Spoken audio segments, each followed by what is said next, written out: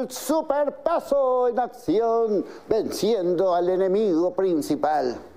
Sí. 3 cosas. Número uno, y que quede claro. Hay que estar contentos de que el dólar esté a menos de 18, claro. Hay que estar enormemente contentos. Qué bueno que esté en menos de 18 y ojalá siga bajando y ojalá el superpeso demuestre su poder. Primero que nada, aclarar eso. Qué bueno que está en menos de 18. Pero, segundo punto, les voy a dar 2 fechas nada más. Podría darles más, pero les voy a dar 2 fechas oficiales.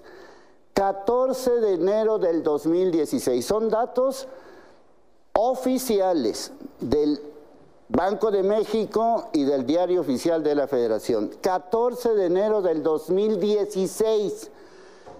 El peso y el dólar, 17.24. 17.24. Ese es en el 2016. No nos alcanza para un litro de gasolina. Con $1 no nos alcanza para un litro, para un kilo de huevos. Con $1 no nos alcanza para un kilo de limones. Con $1 no nos alcanza para un kilo de tortillas. No, señores, no es un superpeso. Qué bueno que esté en menos de 18, pero el peso está devaluado por el propio peso. Ahora compramos menos, estamos más fregados y eso también hay que decirlo. Ahí les voy. Que quede muy claro, quiero que quede muy claro, no se debe a López Obrador, no es por López Obrador, no es porque tengamos al mejor presidente del universo, de la historia y de la humanidad entera, no señores, no, simplemente se debe a una serie multifactorial que determina, pues, que tiene que ver con la economía de Estados Unidos, con la economía de China, con el tema de las remesas, con el tema de que efectivamente el peso se está fortaleciendo y ya no es una moneda tonta.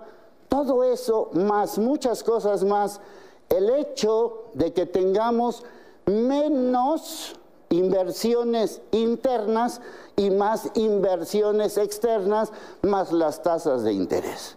Pero yo sí quiero resaltar que efectivamente en el 2016, 2018 y otros años más hemos tenido un peso menor a 18. Pero antes se compraban más cosas con $1. Con $1 no nos alcanza para un litro de gasolina. Con $1 no nos alcanza para un litro, para un kilo de huevos.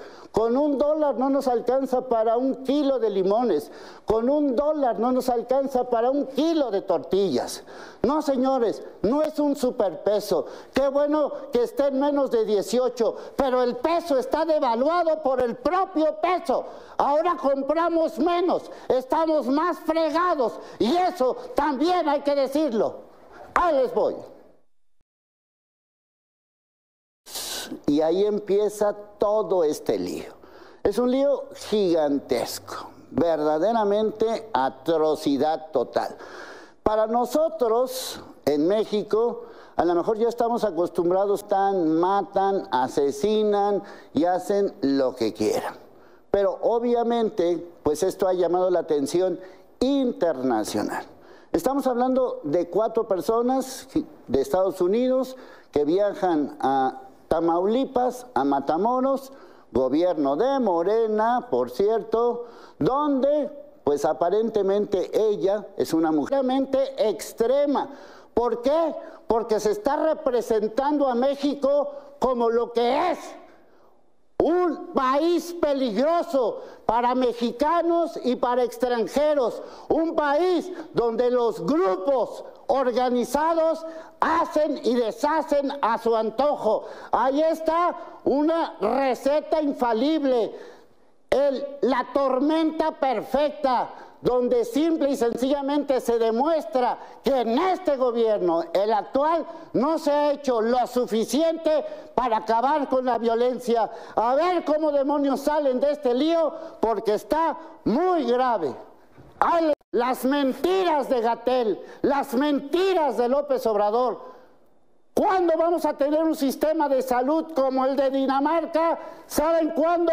Nunca. ¿Por qué? Porque nuestro sistema de salud es una porquería en el seguro, en el ISSSTE y en todos lados. No han podido con ese paquete porque son eso, nocivos para la salud, empezando por el mentiroso de Gatell. Hay otra discusión que, como ya demostré, a personajes ligados con López Obrador, pues se les paga bastante bien, empezando por la vil chismosa que cobra más de 80,000 pesos al mes por mal leer las supuestas mentiras en la mañanera.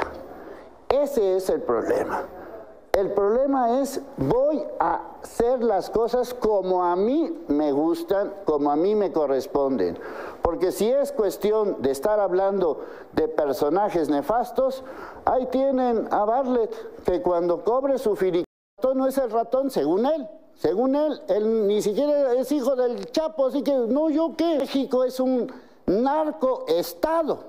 Sí, es muy fácil culpar a García Luna, por cierto, juzgado en Estados Unidos, pero en realidad, ¿de qué estamos pasando? A esto súmale lo de Matamoros, a esto súmale lo que están diciendo muchos congresistas republicanos, a esto súmale lo que dijo el exfiscal republicano de Trump. A ver, esto no está bien, así de sencillo, o se soluciona, porque quiere decir que los grupos criminales están protegidos. ¿Por quién? Otra discusión que, como ya demostré, a personajes ligados con López Obrador, pues se les paga bastante bien, empezando por la vil chismosa que cobra más de 80,000 pesos al mes por mal leer las supuestas mentiras en la mañanera. Ese es el problema. El problema es, voy a hacer las cosas como a mí me gustan, como a mí me corresponden. Porque si es cuestión de estar hablando de personajes nefastos, ahí tienen a Bartlett, que cuando cobre su finiquito, es que, bueno, espérate, o todo el sistema está mal, o está mal el sistema. Lo digo por el caso Ovidio, el ratón. Ahora resulta que el ratón no es el ratón, según él. Según él ni siquiera es hijo del Chapo, así que no, ¿yo qué? No tengo nada que ver. Y un juez liberó una orden de aprehensión, es decir, por los delitos cometidos, Ovidio logra la suspensión definitiva. Eso no significa que lo vayan a sacar de la cárcel, pero sí, ya sus delitos no son graves. La pregunta es, ¿por qué lo detuvieron? Esa es la pregunta. Ahora, ¿es o no es quien dicen que es? Porque ahora resulta que no es lo que es. Entonces, ¿quién es el que es? Porque si no es el que es, pues ¿quién es el que es? Así de claro quedó el asunto. Miren, más allá de todo esto, este caso es el que define el gobierno de López Obrador. Cuando pasó el Ovidiazo, de todos los elementos del INE que conocemos, frecuentemente Lorenzo Córdoba, Ciro Murayama y algún otro más, de repente salió el nombre de un tal Edmundo Jacobo. ¿Cuál es el delito de Edmundo Jacobo? Trabajar. Ese es su único delito. Ha estado presente como muchos funcionarios durante muchísimos años, justamente relacionado con, en este caso, el tema del Instituto Nacional Electoral. El problema de esto, yo ni conozco a Edmundo Jacobo, ni sé qué hace, tampoco conozco a Yanín Otalora, digo, conozco sus trayectorias, pero no puedo juzgar si hacen bien o hacen mal su trabajo. Lo que me llama la atención es que López Obrador decide en el tribunal, decide en el INE, cuando no le corresponde. Es decir, la gente que no le gusta, la corta, la quita, les dan crán sin medir. Por ejemplo, ¿cuál es el error? ¿Cuál es el motivo del despido? Porque si es un motivo presupuestal, bueno, pues que lo justifiquen de otra manera. El problema no son los personajes, es Edmundo Jacobo o esta Otalora. Esos no son el problema. El problema es que es López Obrador el que quiere mandar sobre todas las cosas. El plan B no es un ahorro presupuestario, es simple y sencillamente destazar al INE.